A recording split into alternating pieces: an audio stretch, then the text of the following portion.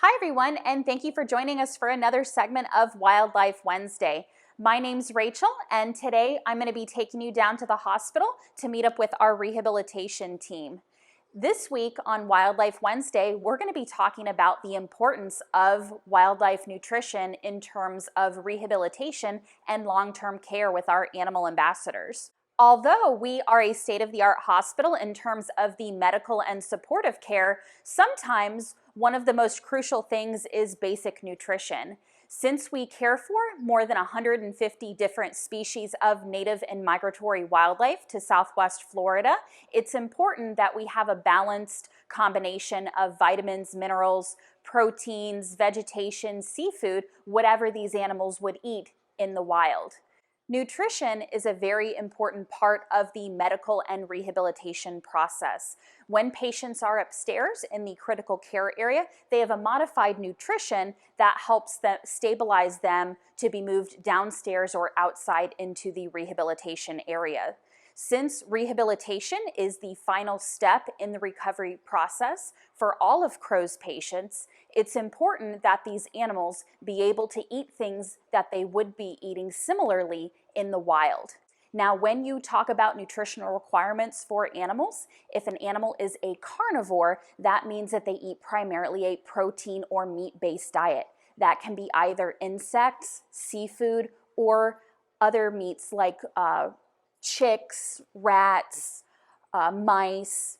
If you have what's known as an omnivorous patient, they would eat a combination of fruits, vegetables, and proteins. And then for our herbivorous patients, they would eat a diet that is going to be exclusively vegetation. And since Crow takes care of more than 150 different species of wildlife throughout the year, it's important that all of these diets are targeted appropriately by our staff. So this morning Yvette is going to be prepping our Songbird Diets. As you can see, we have a base foundation of our diet right here, and Yvette is going to take it away and let you know a little bit more about our diets this morning.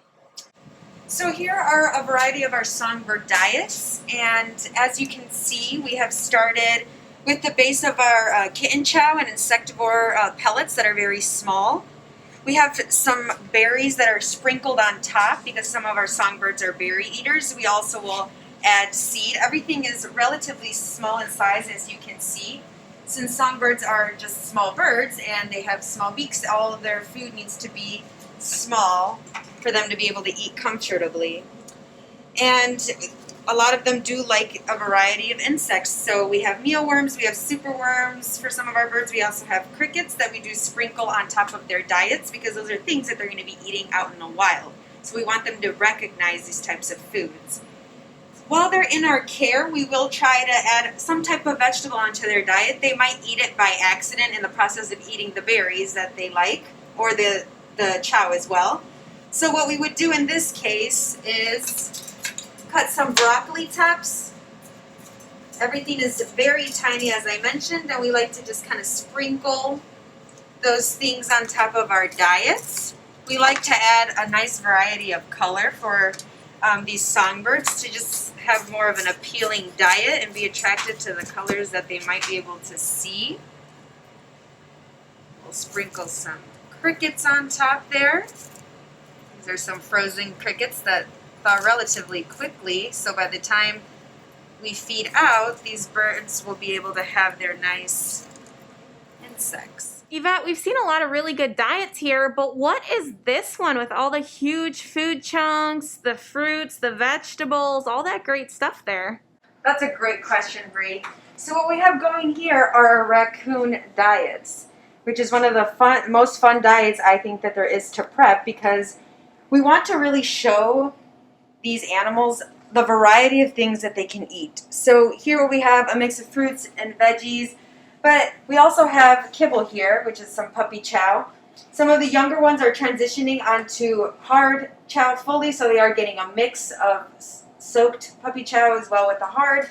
And we want to make sure that they are getting a balanced diet here. So we like to chop the veggies into different sizes. As you can see here, I did small pieces. For the older guys, I just changed it up and cut in a different way. For the smaller guys, I disconnected, the grapes from the stems. For the older guys, I want them to work on that. So we really like to make these diets fun. and we like to hide these diets, you know, behind some palm fronds and make them really go and forage for the food that they're going to be getting out in the wild. That's really cool, Yvette. Now, I've heard, that if dogs get into certain fruits, even avocado or peach pits, that it can be really harmful to them. So is this also a concern with raccoons? So one thing we've noticed for raccoons, for example, if I were to give them this mango, I also will add this onto the diets for the older guys, and they'll rip it apart, and it's a good form of nutritional enrichment. They always leave the pit perfectly clean and just leave it behind, but they make sure that they eat all the good stuff around the things with the pit. So we've definitely seen it here in the rehab setting. They always leave the pits behind and always eat the good stuff. I also know through working here, Yvette, that raccoons can't eat star fruit. So what happens if you were to give them a star fruit? Well, whenever it has been included in their diet, we notice they never actually eat it, and that's one of the only things that they'll leave behind. So they know the things that they are supposed to be eating, and it's just a natural instinct. And we're going to be doing Billy the Armadillo, our educational ambassador, Armadillos Diets for AM and PM for tomorrow. So with Billy being an educational ambassador, it's really important that we weigh out his food to reduce any possibility of him becoming obese and developing other health issues that will shorten his lifespan here with us. So because of that, we always weigh out his insectivore pellets every day just to make sure that we're not overfeeding and that we're just giving him the appropriate amount of food.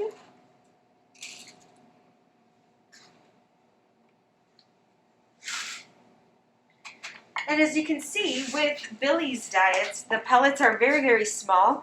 Armadillos have very small molars, and they don't have enamel in them. So since Billy has very small teeth without enamel, we make sure that we chop all of his veggies very, very small to make it easier for him to eat.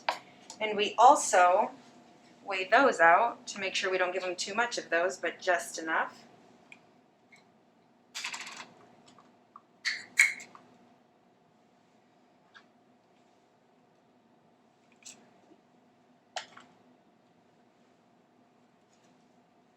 And then to top off the diet, he really enjoys a challenge, so we do top off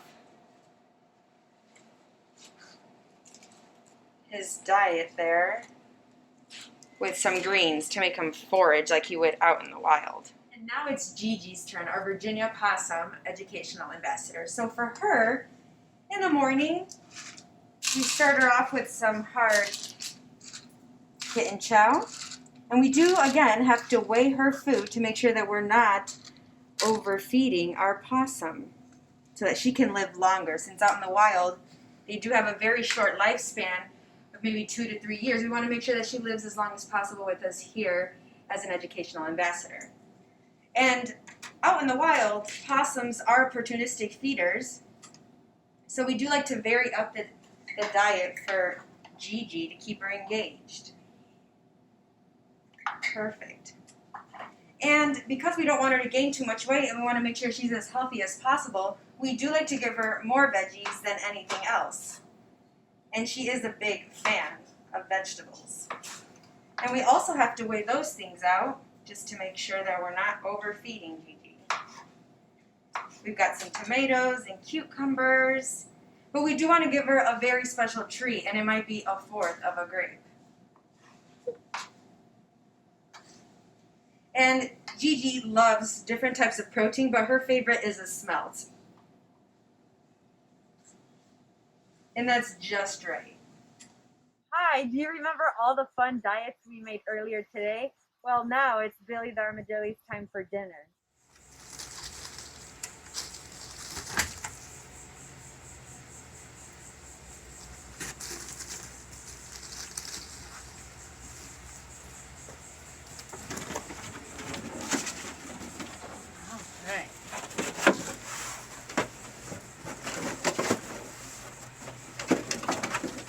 Someone seems a little bit excited for food today.